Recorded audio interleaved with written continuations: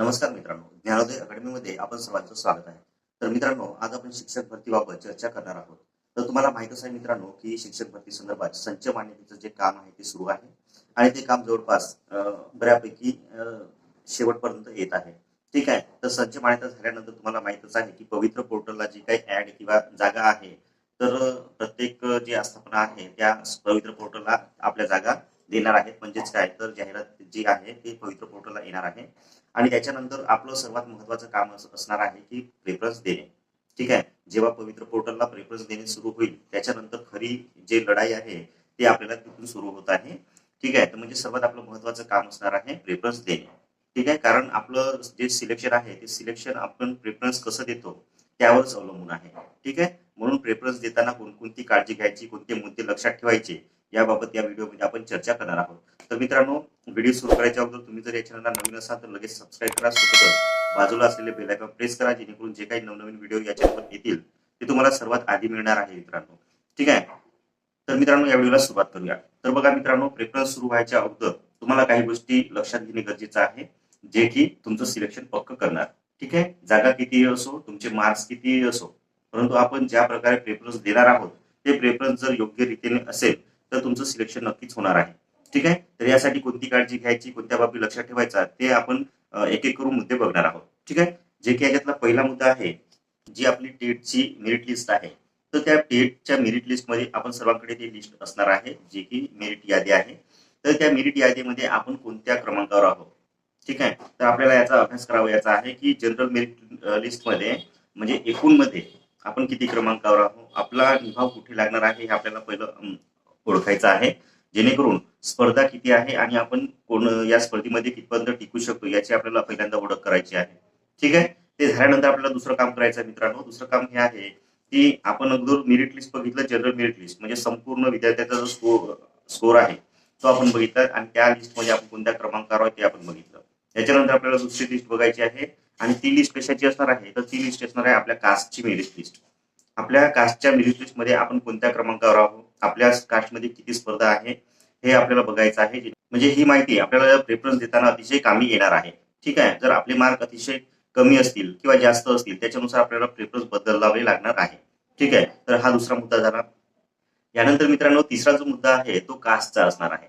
आपण कोणत्या कास्टमधून आहे आणि आपल्या कास्टची स्पर्धा किती आहे, आपल्या कास्टचे जे उमेदवार आहे त्यांची संख्या किती आहे, आपल्या समोर जी मुलं आहेत त्या कास्टमधले ते किती आहे, जेणेकरून आपण या स्पर्धेमध्ये टिकू शकणार आहे याचा आपल्याला विचार करावा लागणार आहे. आज जी आपली मेरिट लिस्ट आहे ती सगळीकडे आपल्याला बघायला मिळते. टेलिग्राम चॅनलवर आपल्याला याच्या मेरिट लिस्ट आहे, जे जनरल मेरिट लिस्ट असो की कास्टची मेरिट लिस्ट असो, ते इथे सगळीकडे आपल्याला मिळून जातात आणि त्या लिस्टमधून आपल्याला पाहायचं आहे. सुरुवातीला आपल्याला जनरल मेरिट लिस्टमध्ये आपण कोणत्या क्रमांकाला आहोत, त्याच्यानंतर आपण आपल्या कास्टच्या लिस्टमध्ये किती क्रमांकाला आहोत, जेणेकरून आपल्या कास्टमध्ये आरक्षित जागेमध्ये आपल्याला जागा मिळेल की नाही ते बघायचं आहे. त्याच्यानंतर तिसरा क्रमांकाचा जो मुद्दा होता तो कास्टचा होता. आपण कोणत्या कास्टमधचा, आपली कास्ट अनुसूचित जाती आहे, अनुसूचित जमाती आहे, ओबीसी आहे, एनटी प्रवर्गात आहोत. तर या प्रकारे जी काही कास्ट आहे त्याचं आरक्षण किती आहे त्यानुसार आपल्याला विचार करावयाचा आहे की आपण कोणत्या जिल्ह्यामध्ये कुठे आपण टिकणार आहोत. ठीक आहे. म्हणजे मार्क्स आपण पाहिल्याशिवाय किंवा आपण आपली जी जागा आहे ती आपण कुठे पक्की करू शकतो याचा जोपर्यंत पूर्ण विचार करत नाही तोपर्यंत आपल्याला आपली जागा निश्चित करता येणार नाही मित्रांनो. ठीक आहे. यानंतर मित्रांनो, चौथा मुद्दा आहे आपला जिल्हा कोणता. तर जिल्ह्यानुसार मेरिट बदलते हे तुम्हाला माहितच आहे. ठीक आहे. मागच्या जी भरती आहे 2022 ची त्यानुसार प्रत्येक जिल्ह्याचं मेरिट कुठे कमी तर कुठे जास्त, कोणत्या जिल्ह्यात अतिशय जास्त स्पर्धा असते तर काही जिल्ह्यामध्ये अतिशय कमी स्पर्धा असते हे आपल्याला बघायला मिळालं होतं आणि ते या भरतीमध्ये सुद्धा राहणार आहे. तर त्याच्यानुसार आपल्याला आपला जिल्हा कोणता, आपले जर जास्त मार्क असेल तर आपल्या जिल्ह्यात स्वतःच्या जिल्ह्याला आपला प्रेफरन्स देऊ शकतो. परंतु जर आपले मार्क ऍव्हरेज आहे किंवा कमी आहे तर आपल्याला मित्रांनो आपला जिल्हा सोबतच इतरही जिल्ह्यांचा विचार करावा लागणार आहे. आपण घरापासून लांब जाण्याची तयारी आपल्याला दर्शवायची आहे, जेणेकरून आपली जी नोकरी आहे ती आपल्याला पक्की ठेवता येईल. मित्रांनो, या ठिकाणी आपल्याला जो नोकरीचा प्रश्न आहे तर नोकरी पक्की करणे हे आपल्याला अतिशय महत्वाचं आहे. ठीक आहे. आपला जिल्हा मिळालाच पाहिजे, आपण आपल्या जिल्ह्यातच लागू, हा हट्ट जो आहे तो इथे सोडावा लागणार आहे. ठीक आहे. कारण एकदाची जी नोकरी मिळाली त्याच्यानंतर इतर ज्या गोष्टी आहेत त्या आपल्याला नंतर करता येणार आहे, जे की आपल्याला जिल्हा बदलीनुसार आपल्या काही वर्षाच्या सर्व्हिस नंतर आपण आपल्या ठिकाणी येऊ शकतो. पण आता सध्या सर्वात महत्वाचा मुद्दा आहे की आपल्याला नोकरी कशी मिळणार याचा आपण विचार केला पाहिजे. ठीक, शेवटचा मुद्दा एक घेणार आहोत आपण, तो आहे 55-60चा मुद्दा. याच्यावर आपण आधीच एक व्हिडिओ बनवला आहे, सविस्तर व्हिडिओ आहे.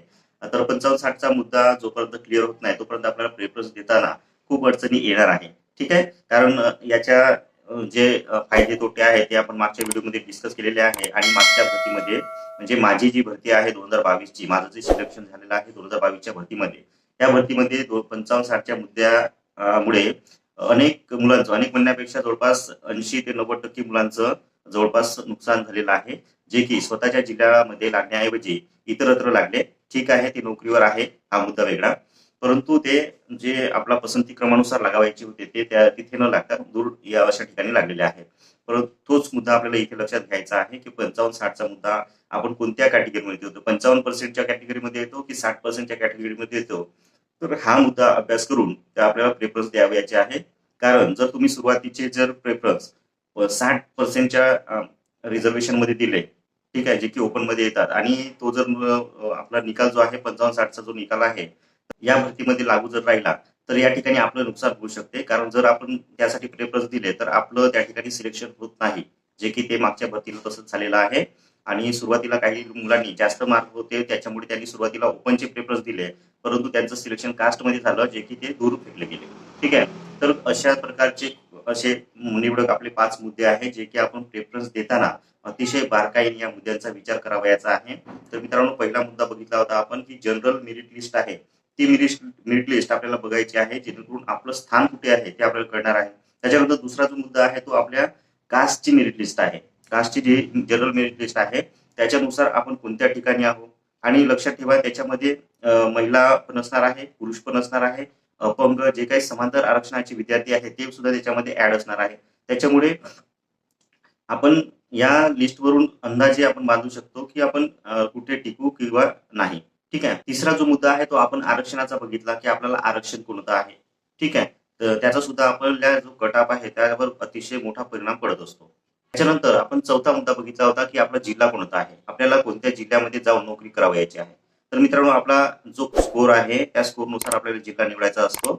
जर आपला स्कोर कमी जर असेल तर आपल्याला दुर्गम भागात सुद्धा आपल्याला जाऊन नोकरी करावी लागणार आहे, जर आपल्याला नोकरी पाहिजे असेल तर. ठीक आहे. जर आपला स्कोर चांगला असेल तर आपली इच्छा आहे की आपण सिटीमध्ये राहून जॉब करायचा आहे, आपल्याला स्थायिक व्हायचं आहे सिटीमध्ये, नगरमध्ये. तर अशा वेळी आपला स्कोर चांगला असेल तर आपण तिथे प्रेफरन्स देऊ शकतो. ठीक आहे. परंतु आपला जर स्कोर कमी असेल तर अशा ठिकाणी दुर्मिळ ठिकाण सुद्धा आपल्याला निवडावं लागणार आहे. त्याच्यानंतर शेवटचा मुद्दा आपण बघितला होता 55-60चा मुद्दा. तर याविषयी आपण सविस्तर आपण मागच्या व्हिडिओमध्ये सुद्धा बोललेलो आहे, यामध्ये सुद्धा आपण याविषयी चर्चा केलेली आहे. तर मित्रांनो, प्रेफरन्स जोपर्यंत सुरू होत नाही तोपर्यंत आपल्याला या सर्व गोष्टींचा अभ्यास करावयाचा आहे, जेणेकरून आपली नोकरी पक्की होणार आहे. ठीक आहे. तर आपले मार्क कितीही असो, आपली कास्ट कोणतीही असो, आपण आपला जिल्हा कोणताही असो, पण आपलं सिलेक्शन हे नक्की होणार म्हणजे होणारच. जर आपण या मुद्द्यांचा योग्य रीतीने अभ्यास करून जर प्रेफरन्स देताना योग्य काळजी घेतली तर आपली जी निवड आहे ते नक्की होणार आहे मित्रांनो. तर मित्रांनो, नक्कीच ही माहिती तुम्हाला आवडली असेल अशी अपेक्षा करतो. आणि हा व्हिडिओ जर तुम्हाला आवडला असेल तर नक्कीच लाईक करा, शेअर करा आणि आपल्या चॅनलला सबस्क्राईब करायला विसरू नका. तर पुन्हा भेटूया अशाच नवीन अपडेट्ससह. तोपर्यंत नमस्कार.